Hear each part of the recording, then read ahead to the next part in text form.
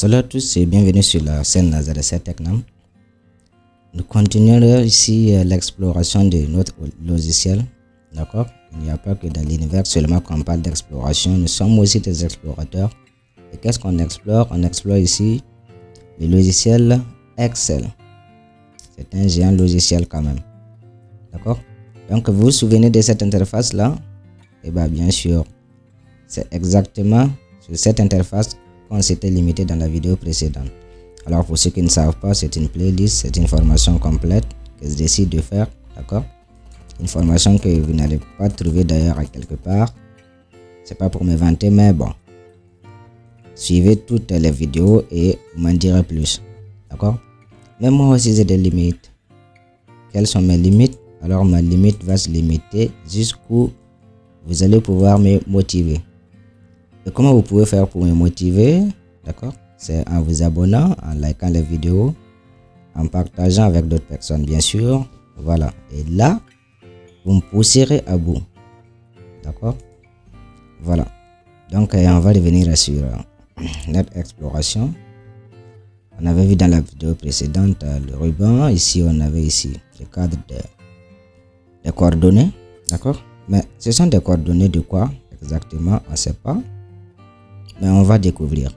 Regardez là, lorsque je sélectionne, vous voyez juste des petits rectangles que je sélectionne ici. D'accord? Et on va pas les appeler des rectangles. On va un petit peu rentrer dans les jargons de Excel. Donc ces rectangles que vous voyez là, ici on va les appeler des cellules. D'accord? Vous verrez que les coordonnées qui sont là ne sont rien d'autre que les coordonnées de ces cellules. D'accord? Là, j'ai Z7. Ici, vous avez un repère qui est là. D'accord? Vous avez un repère qui est là. Ici, vous voyez, là, c'est une ligne. Lorsque je descends, on voit que le nombre augmente seulement. Là, on est à 117. Mais on peut se demander, on a au total combien de lignes dans Excel? Et là, c'est simple. Mais moi, je ne sais pas comment on va faire pour le savoir. On va faire une combinaison de tous et Excel va lui-même nous montrer combien de lignes il contient. Donc pour cela, on va appuyer sur la touche CTRL et utiliser la touche aussi direction bas. Lorsqu'on fait ça, waouh, on se retrouve ici avec 1 048 576. Et voilà, on est quand même fort, on a réussi à découvrir le nombre de lignes totales de Excel. D'accord? Donc comment on le fait pour revenir au-dessus? C'est la même chose, CTRL, la touche direction haut. Et on est encore sur la première ligne.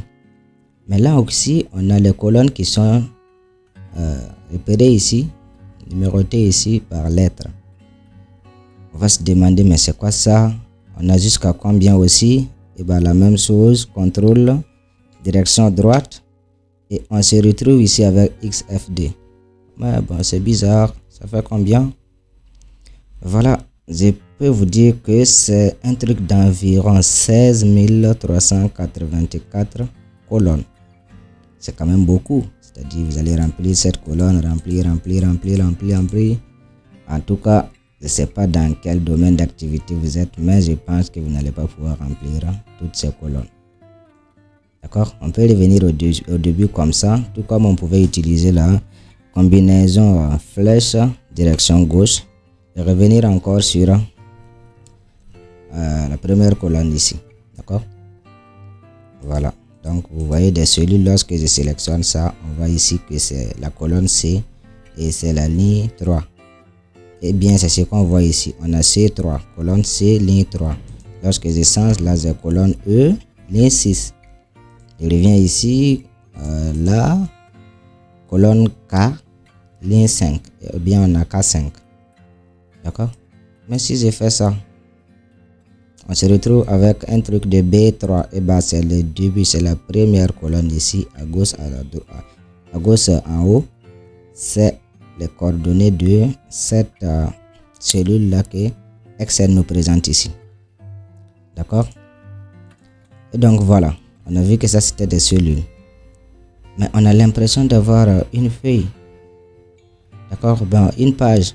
On n'a pas une page ici, on a une feuille. D'accord? C'est comme ça on va l'appeler dans Excel. Raison pour laquelle ici vous avez là, carrément bas ici vous avez feuille 1. D'accord? Donc, en résumé, on peut dire qu'un classeur Excel contient d'abord des feuilles. Et les feuilles contiennent des cellules. Et voilà. On est maintenant expert en Excel parce qu'on sait déjà tous ces termes techniques là. On continue. Qu'est-ce qu'on va faire? Vous avez ici feuilles. Vous pouvez les ajouter parce que tout comme un document peut avoir peut-être un nombre illimité de pages. D'accord? Mais dans Excel ici, je peux vous dire que le nombre maximum de feuilles que vous pouvez définir là, ça va dépendre de la puissance de votre ordinateur et de la version de Excel que vous avez. Mais en moyenne, vous pouvez atteindre 255 feuilles par classeur. D'accord? C'est quand même beaucoup, non? Parlant de ça, là, on a juste une feuille. Maintenant, comment j'ai fait pour ajouter une feuille? Vous voyez ce petit plus qui est là? Lorsque j'appuie sur ça, vous voyez que là, je viens d'ajouter une feuille. Ça fait feuille 2 par défaut. Pareil, si je fais un clic droit sur une feuille, je vais avoir ici insérer. D'accord? Lorsque je suis sur insérer, vous pouvez juste prendre feuille ici. Et lorsque vous insérez, vous avez aussi feuille 3. Mais comment se fait-il que feuille 3 se situe entre feuille 1 et feuille 2? C'est pas ordonné ça. Comment j'ai fait pour le déplacer? Je peux prendre ça, je sélectionne comme ça et j'essaie de le déplacer. Regardez, vous avez un triangle rempli en noir qui se trouve au-dessus. C'est-à-dire que la position du triangle va définir la position de la feuille que vous avez pris. D'accord? Sélectionnez la feuille et vous faites déplacer. Je peux la placer ici au début. Et vous voyez qu'il y a feuille 3. Lorsque je sélectionne encore ça, je peux faire déplacer comme ça. Jusque là. Donc comme ça c'est ordonné. Mais comment ça fait une feuille 2, feuille 3? Je peux renommer ça. D'accord? Si je double-clique sur la feuille, vous voyez que j'ai ici le curseur de saisie. Que je peux changer le nom et puis mettre ici un truc de premier comme ça. Bien, c'est première. Hein? Donc on va écrire ici première. Comme ça. D'accord? Et je fais entrer. J'ai renommé ma feuille comme ça. Tout comme je pouvais faire un clic droit. Renommer ici. Et je vais écrire ici. Je ne vais pas me casser la tête. Je vais juste rester sur 2. Et voilà. Donc c'est comme ça. D'accord? Comme ça vous allez pouvoir changer vos feuilles, ajouter ou bien renommer vos feuilles. Alors pour ceux qui sont beaucoup plus ordonnés, je vous dirais que c'est possible aussi de colorer les feuilles. D'accord? Lorsque vous faites un clic droit, vous avez ici couleur ici.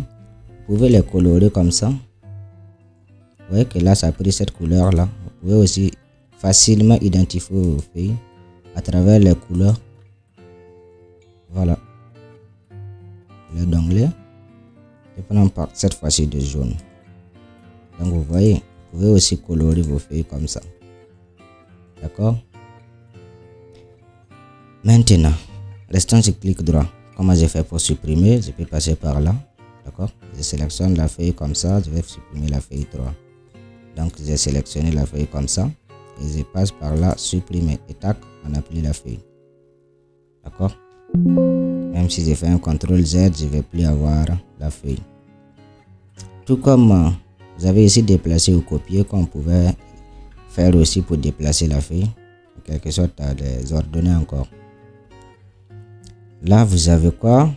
Protéger la feuille, visualiser le code, laissez ça, ça ne nous intéresse pas d'abord. Il faut que nous, on comprenne qu'est-ce qu'on peut faire d'abord avant de pouvoir faire ça. Là, vous allez pouvoir masquer une feuille, d'accord?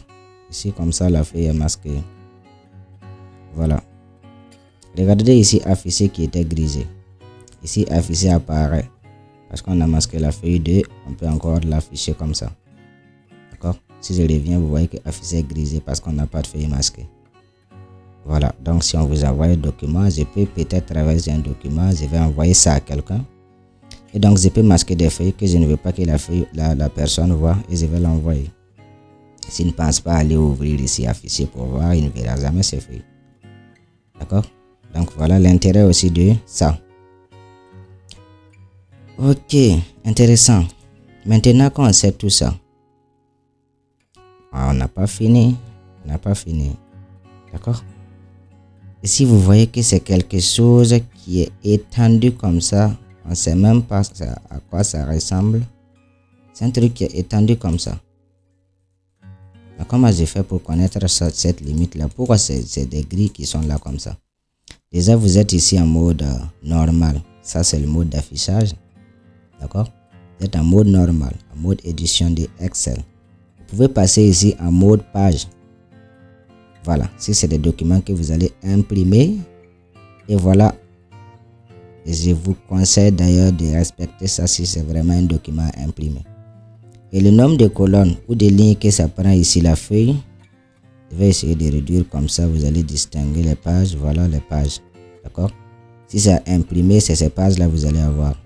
Mais maintenant, ce que je voulais vous dire ici, c'est que le nombre de lignes et de feuilles, ça dépendra du contenu que vous avez dans les cellules. D'accord? Ça varie. C'est pas un truc standard qui est là. C'est pas un truc standard. Ça varie. Par exemple, si vous avez peut-être une ligne ou une cellule qui contient beaucoup plus de données, vous verrez que cette ligne-là peut-être sera poussée carrément jusque là. Et donc, ça va réduire le nombre de lignes. Pareil pour les colonnes. D'accord? Donc, pensez toujours à ça. Si vous avez un truc à imprimer, vérifiez, réduisez au maximum pour que ça puisse contenir ce que vous voulez afficher. Sinon, vous allez faire votre truc, vous allez l'afficher et l'imprimeur va vous donner 2 pages. Vous n'allez pas comprendre. On verra d'ailleurs les paramètres d'impression dans cette formation. Là aussi, vous avez un autre type d'affichage. Aperçu de saut de page, ça ne nous intéresse pas d'abord. C'est carrément gris. On va revenir là-dessus. D'accord? Regardez si je reviens sur le mode normal. Qu'est-ce que Excel a fait? On peut remarquer là, je fais CTRL et j'utilise la flèche de la souris ou bien soit la molette de la souris ou bien soit vous utilisez vos 2 doigts sur votre pavé tactile. Vous allez pouvoir zoomer ou dézoomer comme ça. D'accord? Voilà. Donc ici, on voit déjà qu'on a les limites de la feuille, de chaque page. D'accord? On voit de chaque feuille ici. Ben bon, comme c'est l'impression, on va parler maintenant de page. D'accord? Maintenant, remarquons là. En ce qui concerne la taille des lignes et des colonnes, vous pouvez aller chercher. Il y a un nombre maximum de caractères que ça peut quand même contenir une cellule. Comment je fais pour sélectionner toute la colonne? Je me mets au début jusqu'à cette flèche noire là qui apparaît en haut. D'accord? Regardez, je suis sur le numéro de la colonne. Et là, je clique. D'accord? Là, je clique. Je sélectionne par exemple pour les lignes. Si je reviens ici, je vais pouvoir faire ça. Sélectionner les lignes aussi.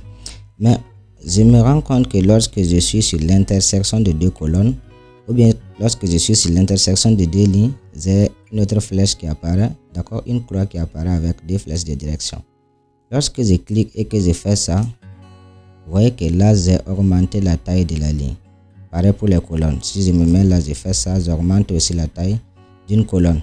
Lorsque je fais ça, remarquez, d'accord, je vais me le mettre ici.